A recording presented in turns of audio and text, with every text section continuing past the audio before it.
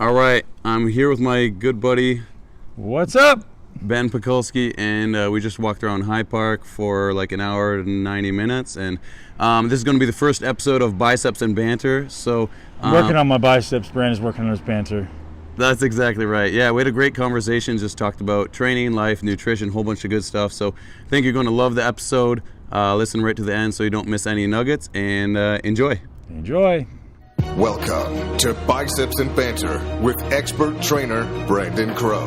Hold on to your dumbbells and get ready for this conversational style podcast focused on interesting, everyday drivel with tasty tidbits of health-related information sprinkled in. Enjoy.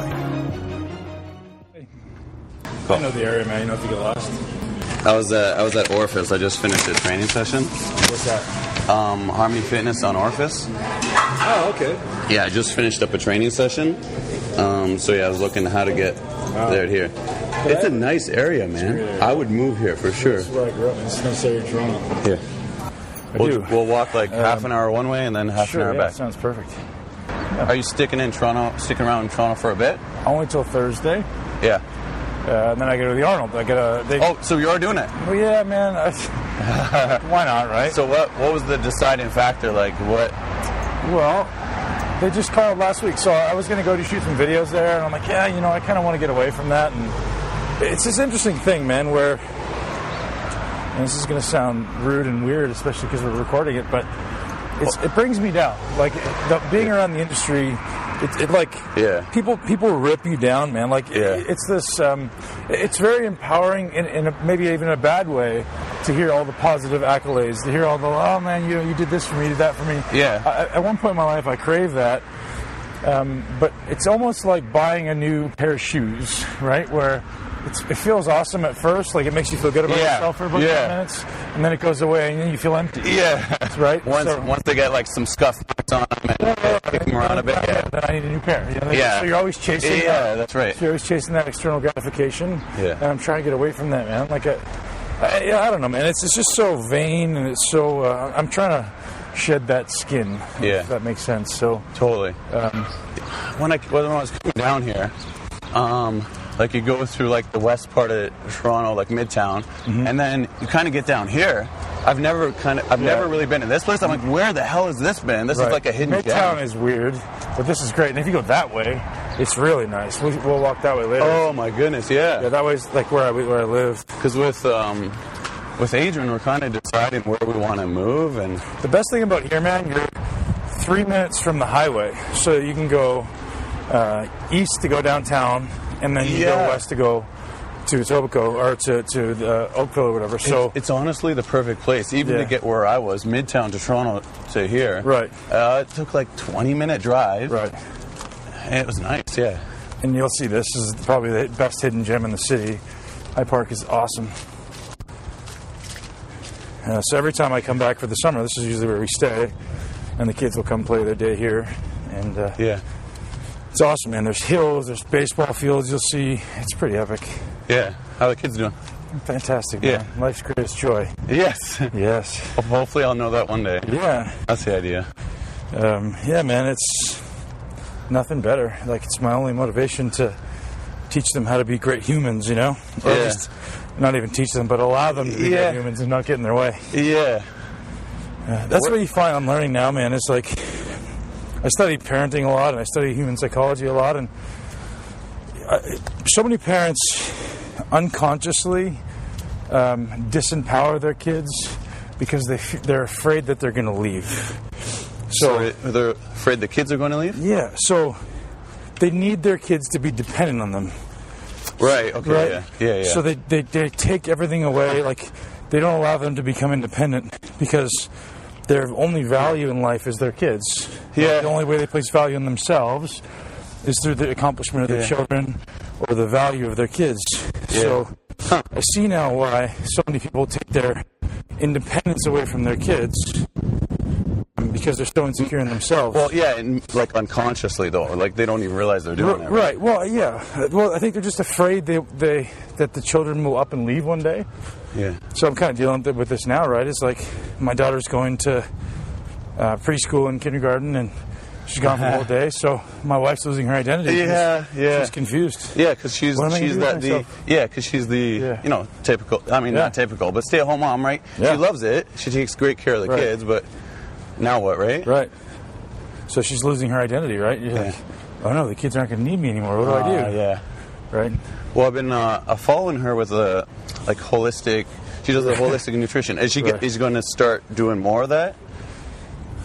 Like as the kids go off to school and stuff? Or? Man, I have no idea. Yeah.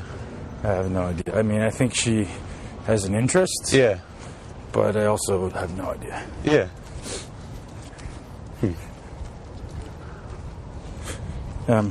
So tell me about your business, man. So podcast stuff. Why don't we just go what do you want to talk about? Fitness stuff, or you want to talk about just anything? Like this could be part of it. Is what I'm saying. So the podcast is called Biceps and Banter. Yeah. So biceps meaning like health related stuff. It could be training, nutrition, but at the same time, like banter could just be this everyday stuff that people want to hear about. Well, man, I think the coolest thing you can do is just like we talked about, make it a Toronto-based. Yeah. Like all the fitness people in Toronto, and then that makes you the center of fitness in Toronto, right? Exactly. Kind of makes you the. Well, I think podcasts right now are where YouTube was back in 2007, 2008. Yeah. Like starting to gain public recognition, but not to the point where it's so saturated, right? Right. So if we can like really break in now, I think just hone your skills, man. Yeah. That's what I'm doing. Is like interviewing is not an easy thing.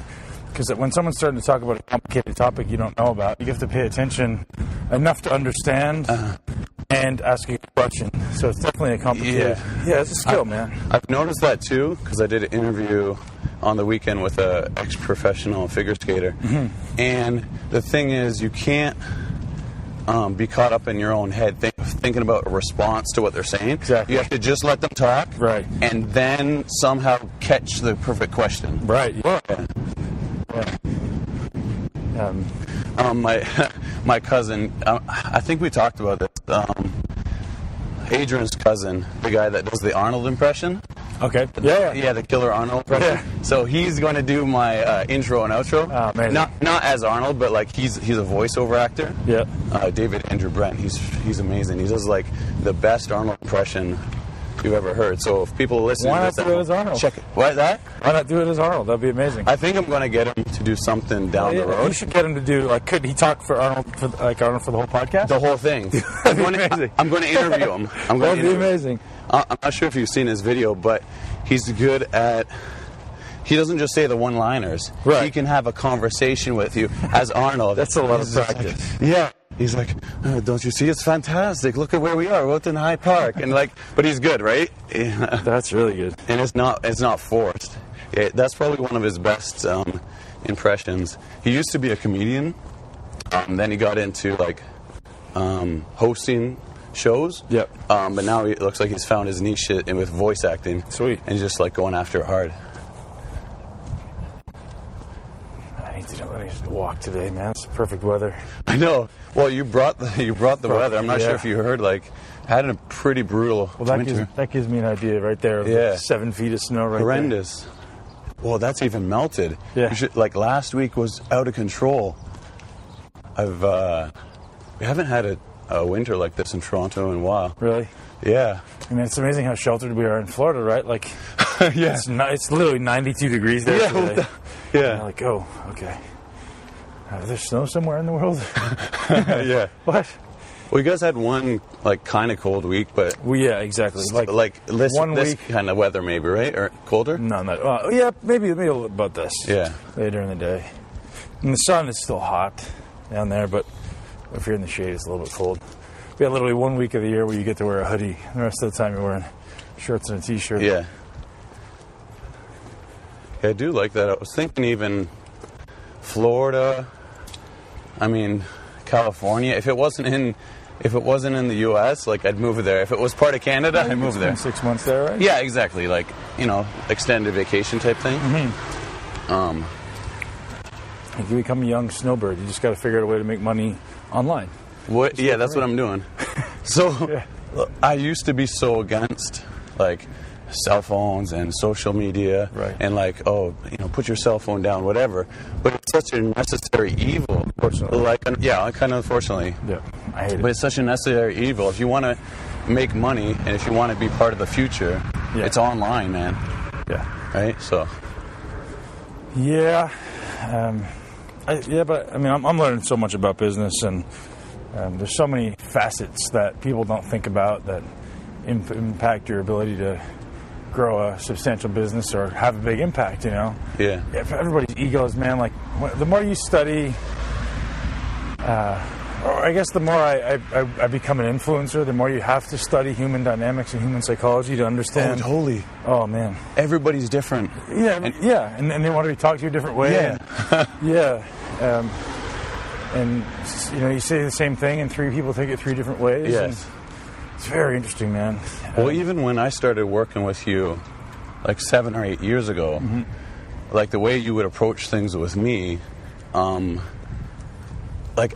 I've kind of matured. Yeah. Where you would approach things with me, you were just kind of very direct and to the point, and I almost took that as like I was doing a shitty job, you know. But I know. Yeah, I just didn't understand. I know, but now I know. Right. Now I've grown, and I don't take those things the same way anymore. Right. Yeah, man. And same as me. Like as a leader or a business owner, you have to evolve that. You know, like I didn't know how to lead before, man. I wasn't even a good friggin' team player on teams. Yeah, it was just all you. Yeah, I was like, wasn't my thing. What sports do you play? You played football. I played football, baseball, and hockey primarily. I played volleyball. I was captain of the volleyball team in high school. Captain of the chess team. No way. Yeah. Wow. We should have a chess game after this. Let's do it. Yeah? There's Holy smokes, yeah. So the table's right there. See the green ones? Yeah. There's a building. Actually, I think it's over there. Yeah, see that building right there? Yeah. Right outside that building, there's chess tables. If we have the old guys come and play chess. If we have time and if it's open, let's do that. Yeah. That's cool, man. Yeah. So what would you say is like the sport you're at the best before bodybuilding? Baseball. Baseball? Yeah. I would have thought football. Baseball, what position? I was a great hitter, man. Like I was left-handed, so I'm left-handed, so I played first base. I was a great hitter. I could have probably played professional ball, not like Major League ball, maybe, but certainly would have got a college scholarship. And then I found bodybuilding and put on too much weight too fast and couldn't swing the bat or run anymore. Yeah. So where was that transition from sports Ben to bodybuilder Ben? Like where did that happen and how did it happen? Here's a really funny thing. We're about 200 meters away from where it happened. Like we're literally, so if you go just past that light in front of us, there's a YMCA up there on the right, actually in that very first building right there in the basement of it. Yeah. And that's where I was playing baseball right there at Highpark. And then go work out like after the game? Yeah, no, usually before. Before the game? Yeah, because I found that it loosened up my legs and I was faster. Yeah. So I'd go train before, and then I loved it, so I'd go over there every day, and literally did legs every day, because I'm like, I want to be faster. Yeah. I didn't know that training legs would make me faster. I just felt better when I trained my legs. Yeah. You just didn't know any better. Listen, when I was a kid, my split was Monday, Wednesday, Friday, chest and biceps every day. Monday, Wednesday, Friday, and that was it. No back, no legs, nothing. So Those things aren't important. It wasn't until I got into like my 20s, I was like, oh, maybe I should start working my back. And it hasn't even been until the last maybe 3 years that my back development is finally starting to look better. But I was a mess. Right. And you don't realize how vital it is to everything. Man. Yeah. And for me, I didn't train back. I didn't train arms. Like, I was like, I just want to I do the things people didn't want to do. Yeah. So I would do legs, I would do deadlifts, I would do bench press, shoulder press, try to get strong. Yeah. Now, do you notice, like, this is something that I noticed, that when kids that are working out around 18, 19, 20 years old, whatever they focus on, those become their strong muscle groups into their 30s, yeah? Yeah, because you're developing the pathways to those muscles so much earlier, right? So, and conversely, if you trained everything really young, you would be able to develop everything really young, that's because you're developing the motor patterns. Yeah. So if people, like, just starting out, doing things properly, picking up, like, proper programming, MI40 program, all that good stuff. Yeah, right? Yeah. Well, yeah, but so, I spoke with a guy this week on my podcast. He wrote a book called The Urban Monk, which I suggest you read. Oh, yeah. I like that one, yeah. So I interviewed him, and he said, well, he's got kids, 4 and 6, just like mine. He said, I don't want them to learn how to read yet. I don't want them to learn how to do math yet. He's like, everyone's so focused on their academics. Yeah. He's like, first, I want them to learn how to be like little human beings. I want them to learn how to be three-dimensional is what he called it. I was like, well, tell me about that. So just getting the idea of like being able to be proprioceptively aware of your body and move in 3 dimensions. We've become 2-dimensional, right? We walk, we sit, and we don't really do anything, crunching or rotating. Or so he's doing Tai Chi with them. He's doing like gymnastics. He's doing things that allow them to develop their proprioceptive awareness of the body. And I think that's so vital to everybody. So, speaking to starting early into training, like it's the same thing as a kid. If you're really athletic as a kid, you're going to take much faster to training, right? If you're not athletic, if you're 2-dimensional, like he says, your ability to train is going to be diminished. Yeah. So, it's all exposure. I recently did a Pilates class. It was like Midtown Toronto, Legree. I went with Adrian. She wanted to do this Pilates class. So I go in there, like, cut off t-shirt, shorts, whatever, muscle, and it's like 90. Actually, I was the only guy. This would be an epic part of the podcast if we actually go to the YMCA. Where do you want it? Yeah, let's do that. Okay, cool. I don't even know it's still there, but let's try. Yeah, man. I went to this Pilates class. Like, I was the only guy there, maybe 12 women. So I get in there like, oh, and this is going to be no big deal. So about halfway through the class, they're like, okay, let's do military shoulder press. So I throw on every freaking band I can find. I go to do this military shoulder press, and as I press up, the platform moves from under me, and I like face plant. But the thing is, like, I just didn't know how to use the equipment. But getting back to what you're saying, it taught me how to use, like, engage with my muscles, like slow things down. Yoga's done for me. Yoga, yoga's another amazing one. Yeah. I think the beauty of yoga is getting into really contorted positions where where typically you would like hold your breath and be like, hold your breath, and then actually learn how to relax there. Yeah, and breathe into it. Yeah, it's a beautiful thing. So one thing that I've learned with yoga is that your movement comes, I mean, this is not to say this is the only way to do it, but your movement comes on the exhale. So inhale to like lengthen, and then exhale to like move, and then repeat that. Inhale to lengthen, exhale to like move into it. Right. So my guys got me doing 5 breaths in each position. So like really extending it, like 5-second inhalation, 5-second exhalation, 5 breaths. So like that makes it so much more challenging because you're forced to really like sink into the poses and really lengthen everything beyond what you're used to. So. And massively like meditative too. Yeah. It's when you're doing it properly, it's almost like if you're doing an hour-long session, it's almost like an hour-long meditation. Exactly. Yep. Yeah, you have to be present in your body, otherwise you're going to lose your balance. You're going to fall over, you're going to tear something, right? Yeah. So when you say your guy...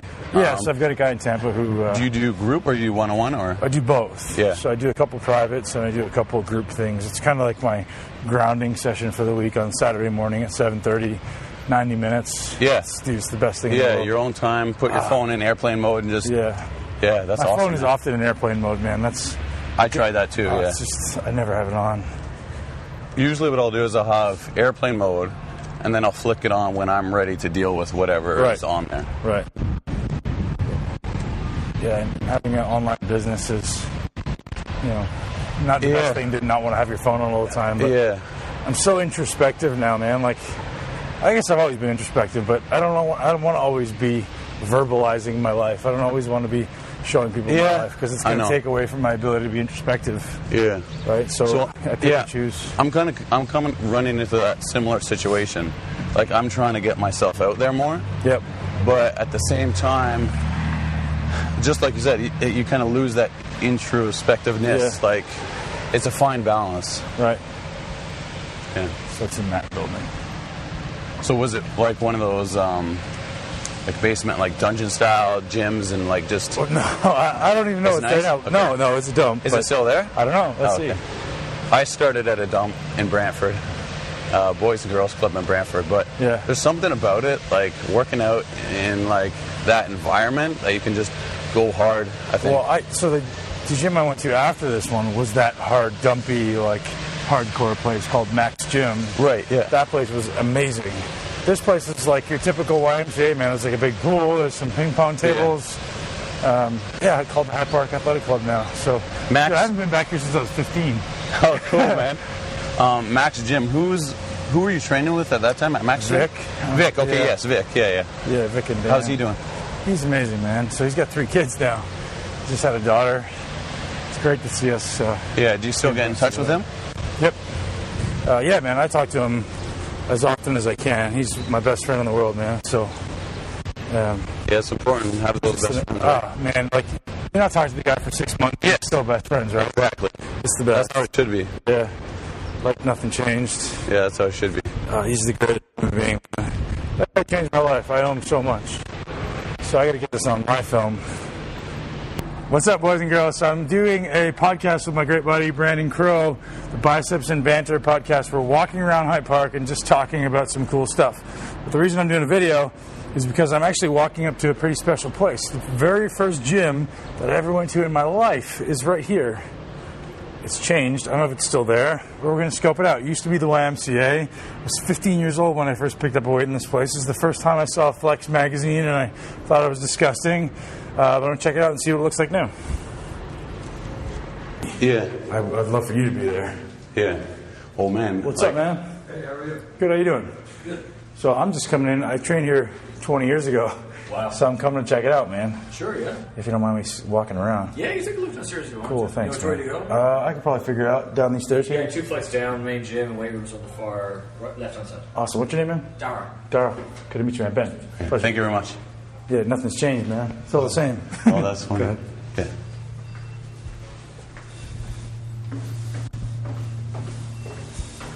Does this like bring you back? Oh, yeah, man. I know exactly where everything is. See, you probably still got the same old equipment. Probably. Exactly the same. Same colors and everything? Stuff on the wall, yeah. Oh, that's funny. Just gonna grab my Starbucks. Yeah, clip it in. It's a big, like Polish neighborhood too, I guess. Yeah. Like I was just listening to some of the guys. Yeah, Gotta be like Polish. Ukrainian, Polish. Yeah, it's cool. So is that like your dad found this kind of place? Yeah. Yeah. Was It he- used to be very Polish. Now it's obviously kind of everything, right? Is he first gen? Like, did he come like from? They got a Poland? Wingate bike. Oh, cool, man. So, man, there used to be dumbbells over here. Yeah, There was a preacher crow right there. The squat rack was over there. yeah. Like, amazing how much I remember. There's a leg press. I think it was right there. Yeah, Interesting how my brain remembers this stuff. yeah. It was all, I think it was old Nautilus stuff. I remember here was a leg extension, leg curl. I'm going to do a little video.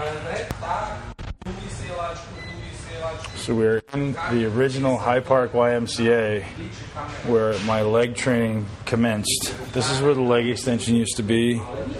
There's a squat rack over there in the corner. I remember this place, I think it was yesterday. And the funny thing is there's still we're with my buddy Brandon.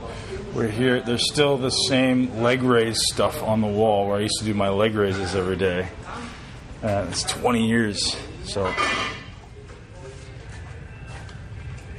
those things over there on the wall. Funny, man. That's cool. Pretty nutty. So who got you into weight training? Like, I know your dad kind of got you into it a little bit. No, man. So I just started coming here because my buddies from the baseball team would come here. So I started liking it, man. I started coming here. I don't remember this room. I think it was probably closed before. But yeah, I mean, my dad, when I was young, wasn't a very nice human being. So I kind of, I think unconsciously I did it to protect myself from him. So, but that was part of it. Mm-hmm. But good. So that was probably a big part of it, man. But you know, the biggest motivation for me was like I wanted to get stronger and faster for sports. And when I started noticing that happening, it became easier. It became like I like this. I want to get faster. I want to get stronger. And my hitting is better. My running is better. Did you put on a lot of muscle quickly? Like no. Is this what's in here, man? It's just a studio. Okay, cool. Yeah, there's still ping pong tables in there. There's only one in the back. It's only used for it. Nice, man. You saw the same stuff when I was here. That's amazing. Literally, I was 15 years old, man, coming here after high school in the YMCA. Wow. It's funny checking it out. Cool, man. I appreciate it, man. Thank you very much. Oh, actually, yeah, here. So what was your question, man? Yeah, did you put on muscle quickly, or was it a process? No, it was very slow because I wasn't eating. Like, I was a vegetarian, right? So my food consisted of, like, for breakfast I would have like an apple, and for lunch I would have a muffin, and for dinner I would have like a bagel. Because I thought meat was bad. Yeah, like a lot of peanut butter or something, or yeah, not even, man. not even. Wow. No. How long were you vegetarian? A couple years. Like 15, 16, 17, that kind of age? Yeah, 14, 15, most of 16. I kind of found muscle building and meats and started reading magazines and stuff, so I realized I didn't eat meat. But yeah, you know, I literally, man, for years, my breakfast was like an apple or a yogurt. My lunch was a muffin at Coffee Time Donuts, and my dinner was probably like a bagel or something like a banana or something. Yeah. Now I have a question for you. Knowing what you know now, like, I know you don't want to live in the past, but knowing what you know now would have been cool to know what you know now back then. Oh, hell yeah. Obviously. Yeah. But, you know, like that being said, man, I'm so grateful for all the dumb things that I did. Yeah. Because that's how you learn, right? Exactly. Like, if I would have been a great bodybuilder genetically, I wouldn't be the man I am now, right? And I wouldn't be so appreciative for all the skill sets that I've had to acquire. That's the thing. Like, it takes pressure for a diamond to form, right? Yeah. I've heard that. I don't know where I heard that, but it takes pressure for a diamond to form. Man, like every struggle, you have an opportunity to look at it like, man, this really sucks. Or, man, I'm learning something right now, you know? And exactly. I'm going through that phase right now with my business is, you know, like you bring in all these people and you have all these big aspirations. Yeah. And there's learning curves, man. There's growing opportunities. And the business is still there. It's still growing. But I think sometimes you grow at a certain pace and you expect everybody else to grow at the same pace. And I'm fine it doesn't happen, man. Yeah. It doesn't happen. So, and including in every relationship in your life. Is that what you're kind of getting at? Yeah, man. Yeah. So I've had a conversation with my sister about that today. Like, you can't expect someone to come at the world with any skill set other than the one that they have. So, you know, you get mad at a grocery store clerk for her being slow. Or I'm like, but she's a grocery store clerk. She's not a brain surgeon. Like, so expectations of people is what causes pain, right? So if you have high expectations of someone and they underdeliver, you're going to get angry with them. That's it. But you have to just realize, like, every person only has the skill set that they have. You can't ask them to deal with more than they've been given. So, and listen, like, everybody has their own story and upbringing and, like, socioeconomic status and, like, it's just different environment that you're raised in. Right. So, like, who are we to judge them based on what they've been through, right? So the quote is, trade your expectations for appreciation, and your whole world will change. And I like that one. That's the reality, man. You can't have expectations of people unless you state the expectations, right? So that way. In a relationship, the most important thing you can do, whether it be with a girl or in business, you got to have very clearly stated expectations. Like, so, you know, as your business grows and you hire people, and the biggest mistake you're going to make is not clearly defining your expectations on both ends. And that's the only way to allow someone to be successful. So if you hire a person and you don't give them clear expectations, they can't be successful because they don't know what you want, right? I started working, like, first we had a conversation, I think it was like around November one year, I think 2010, 2011. I remember that Skype conversation like it was yesterday. And it was you, like, the very early beginning stages where you were kind of, like, getting bigger, I guess, online. Mm-hmm. And you're like, okay, I want you to do this, this, and this. And all I said was, all right, let's do it. And then when we hung up the phone, I was like Googling, okay, how the hell do I do all this stuff? Like, how do I... But that's like, the best attitude, man. I think so. Why would you do that either way, right? Did you know that at the time? No idea. Okay, so, like, I just learned as I went, and then... But if every employee had that attitude, life would be great. So, and the thing was, when you wanted to start a podcast, the Muscle Expert podcast, like those first few ones, you're like, I want to do a podcast. All right, cool, Ben, let's do a podcast. got this. And I had no idea how to register it with iTunes, how to like put it on like Podomatic.com or whatever. And you figured it out. I figured it out. Imagine every employee had that. Yeah. Dude, trust me, you're going to run into this. Maybe 5% of people or less has that attitude. Right. Say with your son with his hockey, if he says, "Oh, I can't do a slap shot," well, you can't do a slap shot yet, but keep working on it. Yep. Yeah. That's a huge word. Yeah, man, and that, dude, I'm so grateful for you having done that, because I honestly didn't even flinch when you said yes. I didn't flinch. I was like, Brandon will get it done. Oh, that's cool, man. That's the best thing, man. And it can become so simple for you if you create the right habits. And this is what I'm diving into now. I've been reading a lot of Jordan Peterson stuff, man. He's brilliant. If you haven't dug into his stuff, Not too much. He's here in Toronto, University of Toronto. Get him on the podcast. Like, because you're in Toronto with him, you may have an opportunity to, just like, hey, man, like, he seems like a super cool guy. Yeah. Brilliant beyond measure. And controversial. Not even controversial. It's interesting. Well, I say controversial because so many people are attached to their beliefs. Like dogmatic, yeah. Yep. And he's just challenging it, right? He's like, well, similar to what we do in muscle building, like, well, forget about what you think you know, and let's actually think about that for a minute. Yeah. And you're like, oh, that makes so much sense. You're saying it makes so much sense. And you're like, God, this guy's amazing. So I came in contact, like, that happened to me when I was doing a boot camp class recently, because I do one-on-one training, but I also do small, a kind of large group. It's like 20 to 24 people in a class. So I had everybody do chest press, and just walking them through how to do it. And I said, okay, I don't want the dumbbells to touch at the top of the rep. Right. Obviously, everybody, before we started, that's what they're doing. Clanging the weights at the top, bouncing, like using momentum and inertia. So I said, okay, don't have the dumbbells touch. A couple of days later, one of the other trainers come up to me and was like, oh, one of the clients in your class said that you told them not to have the dumbbells touch. Isn't that a partial rep? I was like, no, and I tried to explain to him, like, the mechanics of it, physics, time under tension, all that stuff. And then I showed him the way I do a chest press. He's like, that's a partial rep. I'm like, no, it's different. Partial for what? Partial for what? Yeah, exactly. That's it. So, for dumbbells, doesn't travel as far, but the muscle travels as far as it can. Exactly. Yeah. So I was trying to explain.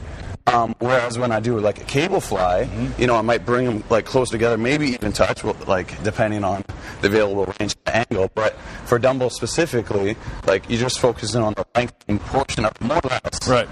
Yep. So yeah, that's where it's got its greatest opportunity to challenge you, right? And when another trainer tells you to do it, it might be different, but that's not necessarily bad or worse. Well, if they know what they're talking objective. About. Yeah. Yeah, you have to make the exercise execution match your objective. If I'm trying to challenge the entire muscle, it looks this way. If I'm trying to challenge a very specific part of the muscle, it looks this way. You know, it's always very different. Yeah, exactly. Yeah. Cool, man. So I wanted to, you touched on Tony Robbins, and I know that you went to the event recently. Yeah, can you tell me more about that? Yeah, man. So I went as a guest, actually, of his, and I got to sit in the front row. So one of my podcast guests is in business with Tony and invited me out to sit there. So I had been to one of his events before, so I didn't really go as a student per se. I went more to learn, like, how Tony interacts, how do you engage 10,000 people in the room? Yeah. Like, because that's where I want to go, right? I'm like, how do you become that guy? Yeah. Where how do you get 10,000 people screaming and shouting and enthusiastic about what you're saying just by using your words and your body? Yeah. Powerful. It's incredible. So I get to sit in the front row, but you can't help but be moved by this guy's ability and his energy and his tone, and it's just everything just inspires you, man. Yeah. But it's a life-changing experience. I think everyone should do it at some point in their life, and that's what makes Tony so successful. Is everyone leaves there, and nobody goes, "Oh, I went to a seminar this weekend." They go, "I had my life changed," or they go, "I fucking walked on fire." Like, it's amazing, right? Yeah. So, what an experience! Did you guys do the fire walking? We did. Yep. You did. Oh, cool. Yep. So, how far from this neighborhood did you live? Like walking distance? Well, my high school was up this road. I lived on the other side of Highpark, so the probably 30-minute walking distance. Yeah, but I walked up this road every day. My high school's up here. So how far is your high school? 10-minute walk. Walk there and then walk back? Maybe? Or no? Yeah, we'll walk to the end of this road. Okay, cool. We'll see. We can. Yeah, as long as you got time. Yeah, I got to call it, too. So you find in Toronto, everybody's trying to draw your attention, like make appointments and... No, I intentionally didn't book anything with anyone while in Toronto because I got a lot of writing and work to do, and I'm taking a lot more on in my business, man. Like, just stepping up and doing it myself. Yeah. So... Yeah, sometimes it needs to be done. Like for this whole podcast thing, I'm just going to be a one-man show for a while. But the good thing is I've already learned it. I've learned it through 7 years working with you. Yeah. So, yep. I'm very grateful for the time that I spent working with you. I've learned so much. Like when people were saying, when I told them I'm doing a podcast, they're like, well, like, how do you even know how to do that? How do you know to register? I was like, I don't know. I learned how to do it a while ago, and now I just know. I Googled it. Now I know. Yep. Yeah. Yeah, you'll find it'll be fun, man. It's if nothing else, like the reason I started it, 2 reasons. 1, networking is incredible. 2, you become better at having a conversation with people. And that was never a skill set that I had particularly honed, right? Like... Do you mean the podcast in specific? Like why you started them back up again and went hardcore with them? Yeah, okay. Because like I can call up people now and be like, hey, let's do an hour conversation. Yeah. And why else would you have to call these people? So you're just expanding your network, you're expanding your the people you're talking to, getting out of this fitness world that's very incestuous. Everybody kind of talks to everybody and seldom goes outside. So I'm trying to bring in a different perspective and let people realize that, muscle building isn't just about sets and reps, right? It's not about X's and O's. It's about getting your body to function properly and getting your mind to function properly. And that's even more important than the X's and O's of muscle building. So that's most of my writing right now is geared toward that. Like, why is breathing so important in muscle building? Not even while you're training, but after. Why is meditation so important? Learning how to regulate your autonomic nervous system with your mind. And, the best analogy that I just wrote an article on is, throughout the late 60s, early 70s, if you take yourself back to Arnold and Franco living on Venice Beach, get an idea what the day looked like, right? So Arnold speaks about he woke up in the morning and he had a ritual where every day he'd wake up and walk or run, ride his bike and be outside on the beach, down the boardwalk. You do that for about an hour. You come home, he'd have a little breakfast. He'd go straight to the gym. He'd walk to the gym. He'd train for 2.5 hours, walk back home, then go directly to the beach. He wouldn't even be eating. He'd go directly to the beach, lay on the beach for an hour or 2, then go eat. Then he'd relax for a bit, go back to the gym, walking, and then he would go walk to the beach. And that was his day. So you go, okay, what in that part was, in that entire day was stressful? Like, he laid on the beach. That's meditative in itself. Working on his walking outside. Yeah, walking outside is meditative. Yeah. Like the guy lived a meditative existence. In between there, he's probably smoking weed post-workout. Right, whatever, right? Exactly, yeah. There was no cell phone. There was no car. There was no stress. Yeah. There was massive connection with nature. And people go, oh, that's why their bodies were the best because why? No, because that's all they did, right? Yeah. Eat, sleep, train, and lay on the beach. Chill out, yeah. Yeah. And just the idea of laying in the sand, probably there was much less pollution back then as well. Just the idea of laying in the sand is so recovery-oriented for your body, right? It's going to initiate that recovery process. Like the transfer of electrons with the earth and everything. Yeah, improve the electrical signature of your body. It's important stuff. Do you want to loop around? Oh, go. Yeah. So these are things that people tend to ignore, but when somebody actually looks deeper and understands the processes going on, that's a massive component of the transformation process, right? Like removing those stresses in day-to-day life and connecting with nature and being outside and breathing fresh air, ocean air, that's not a small piece of that puzzle, man. Yeah. So with your hypertrophy masterclass, are those some of the things you're going to be incorporating? Yes. Okay. So those are kind of some bonus things that I'm incorporating, teaching people how to meditate, how to connect with nature, how to breathe. Every day you got to get outside. You got to go for a walk, right? This is why I'm so grateful to do this, and why I suggested we just go for a walk, man. Yeah. Great conversation often comes from a walk, but just the idea of breathing in a different ecosystem. So I did a podcast with Zach Bush. Did you listen to that one? Yeah, I did. Yeah, so just talking about the best way to reestablish your microbiome is to breathe in a different ecosystem. Oh, right, yeah, that one. Yeah, I do. So, so many people are like, I need to eat different vegetables, or I need to take probiotics, I need to eat yogurt. Well, just first, breathe. Yeah. Get outside. Like, don't breathe recycled plastics of, carpets and such that you're being exposed to inside. And he was the one that said it's good to have, a dog around because they get dirty and they're in the house and, sometimes they'll lick your face and whatever. Yeah. Yeah. I remember that one. That was a great podcast. Yeah, he's a super bright guy. But, that's the stuff that we miss, right? As humans, we're evolved to be in the dirt. We're probably evolved to be, eating things in the dirt.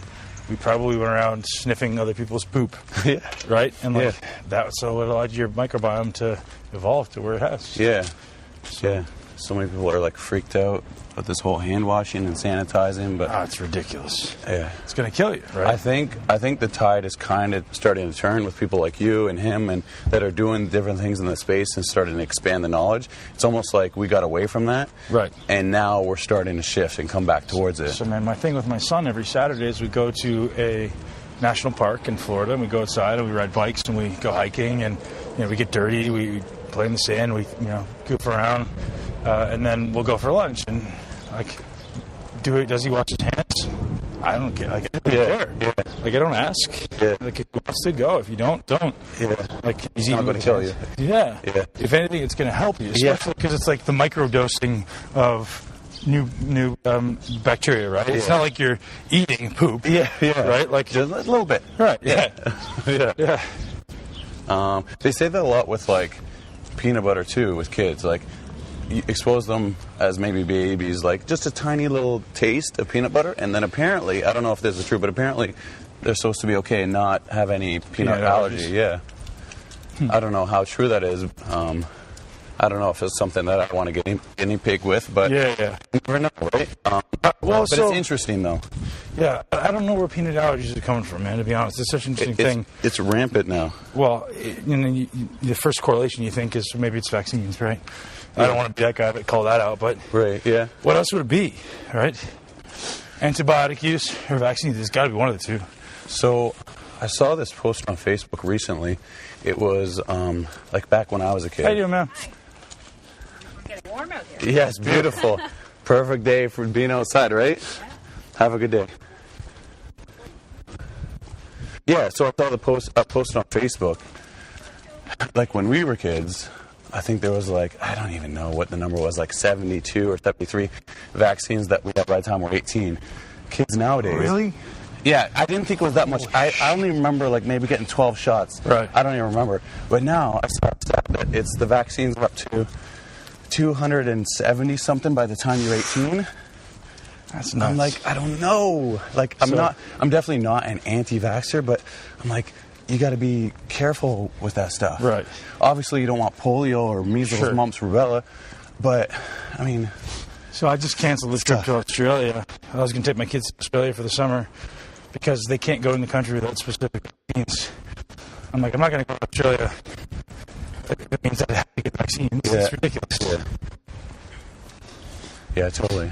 And going to Australia is interesting, man. You get on the airplane, you land there, and before you get off, they come on with pesticides, and they literally come with gas masks into the airplane, and everybody's sitting there, and they spray the thing with pesticides. No. Yes. When you go to Australia? Yes. Holy smokes, I didn't know that. Yeah, so you can't get off, and you have to get sprayed with pesticides. So you're sitting having to breathe this stuff. Oh, that's so, you awful. cover up your face with your shirt or whatever. Oh. Yeah, but I don't want my kids to get exposed to that stuff. Holy So smokes. knowing that, I could prepare and obviously bring something to, a gas mask effectively, right? Or something to breathe into. Yeah. Like a rebreather or something, but the idea of vaccines just to go to Australia, I was like, nah, man. Yeah, exactly. Not gonna happen. Go this way. Yeah.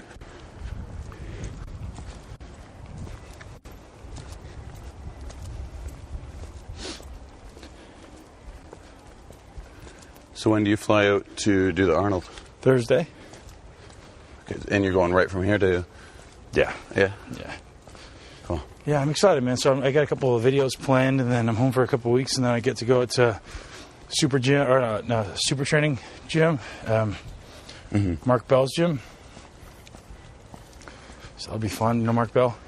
I'd recognize pictures. Yeah. The name sounds familiar, yeah. Yeah, you would know. He's got a podcast. His brother did Bigger, Faster, Stronger. Yeah, okay, yeah. And you had him on Bell. your podcast, didn't you? I did. Not yet? I thought you did. Okay. Yeah, I know Mark. Well, know of him. Yeah. Yeah. Yeah, so I get to go train at his gym, and he's doing a pretty cool thing right now. So he was a powerlifter, so he was 300 plus pounds or something, or 260 pounds, but fat, and now he's like lean, and he's basically walking everywhere with his shirt off, inspiring people to get in shape and showing pictures of his fat self. And I think it's cool, man. He's working hard, and he's holding his feet to the fire. I think that's one of the hardest things to do, is be transparent about making yourself stay accountable to a goal. So just the fact that he kind of every day takes his shirt off in public, like, you have to eat well, you have to train hard. I think that's cool. Yeah. So he's inspiring a lot of people to take action. Yeah, exactly. Be healthy. I'm finding that a lot with me too. Since I've been putting myself out there on social media more, I'm having friends and family and like old clients like that are being drawn to me, emailing me. I'm getting text messages saying like, you're really inspiring me to change the way that I eat. Like there's one girl, she must be definitely mid kind of 200s, kind of maybe a little bit more than that, but I got a text from her the other day, and she was just like, I'm inspired to eat like you, and she sent me a picture of like what she was eating. It was like Beautiful. It was like beef and broccoli, and I was like, do it. I was like, whatever I can do to help, like just let me know what you need. So you be aware of the fact that will become addictive, and you're going to chase that, and you're going to need it for your self-worth. And that's an interesting thing in the fitness industry, right? It's just like we talked about first. It's like chasing the shiny object, and a lot of people get that. Yeah. And myself included. Yeah. You get this self-worth piece from helping others, and then the validation of someone saying, "Oh man, you changed my life. You're inspiring me," and that's not a bad thing. But don't place your self-worth around that, right? So. Yeah, it's an interesting. You're always chasing. You always need it. Yeah, it's an interesting paradox. Dopamine hit or exactly. Something, right? Okay. Yep. It's funny because like now, I've just started to feel that way, so I'm like really liking that feeling. But I see what you're saying. Yes. Don't get caught up in it. Okay. Well, that's probably like the gem for me on this podcast. Yeah, I tell you, man, that's a paradox, right? Because everyone goes, "Oh, you want to help everybody." I'm like, "Yes, you do, but you don't have to need it." Say that again. You don't need. You want to help everybody, but you don't want to have to need to help. Rely on it. Like, yeah. Okay. Yeah. So what is it about me that feels as though I have to do something? Yeah. Anything else you want to ask about before we wrap? I think we hit like everything I want to talk about. So one thing I'd like to talk about actually is we got into a little bit of the conversation around the parasympathetic nervous system and how that kind of is the governing. If I go this way, my car's over there, so I'm going to go that way across the road. Parasympathetic. So everybody doesn't really understand the autonomic nervous system, and it's kind of the underlying governing body of everything we do. So, sympathetic nervous system is your fight or flight, and parasympathetic is rest and digest. And, it controls blood pressure, it controls your organs, it controls kind of the ebb and flow of everything we do. And we live in this really sympathetic, dominant society. And learning how to control your parasympathetic nervous system is kind of the thing that I think is maybe most important in your ability to build muscle. And, people don't pay attention to that stuff, man. And myself included as a bodybuilder, I kind of, was always so invested in the idea of I'm going to be the hardest working guy in the room. And it's never a good place to be. If your only opportunity for progress is working hard, you're in big trouble. So learning how to stimulate the parasympathetic nervous system, and so shifting the conversation to, rather than becoming so dependent on stimulants to keep you alive and keep you awake, paying more attention to the calming amino acids, the calming supplements after your workouts, will allow you to need less and less of those things pre-workout, less coffee, less stimulants. And I think that's a beautiful conversation to have with people, is let everybody know that, I'm kind of leading the conversation now about the idea of own the night. And I want to make building a brand around own the night. And what does own the night mean? It means 4 hours before bed, start paying attention to what needs to happen for you to have a great night's sleep, for you to, wake up with an S on your chest in the morning. So I talk to my wife about this all the time. She's like playing Candy Crush before bed. Like turn off that screen. It's easy to do, right? Especially because most people at night tend to get stressed out, tend to have more anxiety. Their cortisol's higher. Yeah. So it's easy to do to get that dopamine. Like so that's what she says. I need this to relax. I need this to relax. I don't know. If you need it to relax, then you must, right? You must stop. Yeah. Try reading a book, man. Try meditating. That stuff is so much more powerful than... And I get it, right? So if you understand the neurochemistry of it, she's obviously got high levels of cortisol from probably being inside. I don't know what she does for living, but she's probably inside. Bullshit blue lights of retail. Yeah. So she's obviously got elevated cortisol just from that. When you're exposed to that blue light, your brain goes... your brain thinks it's always being exposed to this high-level blue light, and you get home at night and your brain's just overamped. Cortisol is really, really high. You need to turn all the lights off. You need to calm down. It takes time to learn to do that, right? Like building your bicep. It takes time to feel that contraction for the first time. The first time you're like, I don't really feel this contraction. I can't really get this. Feel it in your shoulders or and eventually the meditation, I get this now. I understand how to do this. I can go there more easily, and it's kind of ingrained in your nervous system. I'm trying to talk to people about meditation, like people that say they can't, or meditation is like too complicated, or they're not doing it right. Right. I'm like, no, just sit there and put in the time, and eventually, whether it's 6 months or a year or whatever, if you put in the time, it's going to have its benefits. So if they can understand what's happening, it's the idea that you live in this high beta brain state, right? So beta is like racy. So if you can learn to sit there and it's almost like driving a car, right? So you're driving around in fifth all the time, and you got to be able to pull it down to fourth, and to third, and then eventually you can control what brain state you're in, rather than always revving high and always being in these high gears, right? I've noticed that a lot with my practice, is that I'm able to switch a little bit better, and it's almost like I'm a ninja. Like I can see things that are happening before they even happen. It's kind of pretty cool. Yeah. So apparently kids live in that, man, and that's a really interesting discovery for me. The theta, though, kids live in the theta. Kids live in theta and alpha. And so alpha. On their age, So, but imagine just like I picture it like the Matrix. They're living in the Matrix. Everything's just slower, and allows them to be way more perceptive to everything, rather than us just going through life reactive to everything. Yeah. They're able to be perceptive, which I think is an interesting way to look at it, right? Yeah. Yeah, they can see everything. Well, since I've switched my training, like when we were doing like MI40, MI40X, I was hitting it hard, like 6 days a week, sometimes 2-a-day training. My training now, 3 days a week I lift hard. Right. I lift hard and heavy 3 days. Right. And then I do yoga maybe 4 or 5 days a week. And honestly, I don't know, I'm happy with how I look. Like I still feel full. I feel like the muscle's still there. I didn't lose any muscle. Well, you said me this morning, I'm down almost 50 pounds, and like... You don't even look it. You're down 50 pounds. Like, where the hell did it go? Yeah. But yeah, that's cool, man. Yeah. Hey guys, thank you for listening to the podcast. If you're listening to this, you made it all the way to the end. You guys are my favorites. Sorry about the little audio troubles we had. I think it was super windy on Bloor Street, but thank you for sticking with us. And I am running a Patreon page if you want to check it out. Patreon.com/fastingftw. And anything you can do will help me out, grow this podcast, get better equipment, and get better guests, and just continue to grow. So thank you very much, and have a great day, everybody. Hey guys, thanks for listening to Biceps and Banter with Brandon Crow. If you like our show, do us a huge subscribe, toss a review on iTunes, or maybe share the show with your friends. And if you want to know more, find us at fastingftw.com. Our Patreon is patreon.com/fastingftw.